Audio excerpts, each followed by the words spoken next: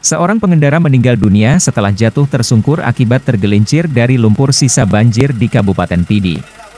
Korban mengalami pendarahan di bagian kepala sehingga nyawa korban tak tertolong.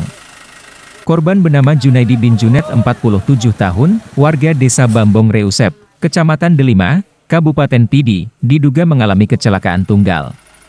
Peristiwa itu terjadi di Jalan Lintas Garot Jabal Ghafur, tepatnya di Gampong Pukat, Kecamatan Pidi, Kabupaten Pidi. Kondisi jalan yang masih berlumpur sisa banjir luapan membuat korban tergelincir. Saat kejadian tidak ada saksi mata yang melihat. Namun korban dilihat oleh pengendara lain yang melewati kawasan tersebut sudah tergeletak di dalam lubang bersama sepeda motor miliknya. Korban diduga terpental setelah jatuh ke dalam lubang besar yang terkikis air banjir sehingga terjadi pendarahan di bagian kepala.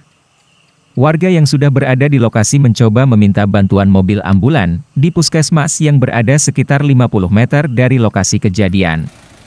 Namun warga kecewa lantaran tidak ada ambulan di puskesmas tersebut.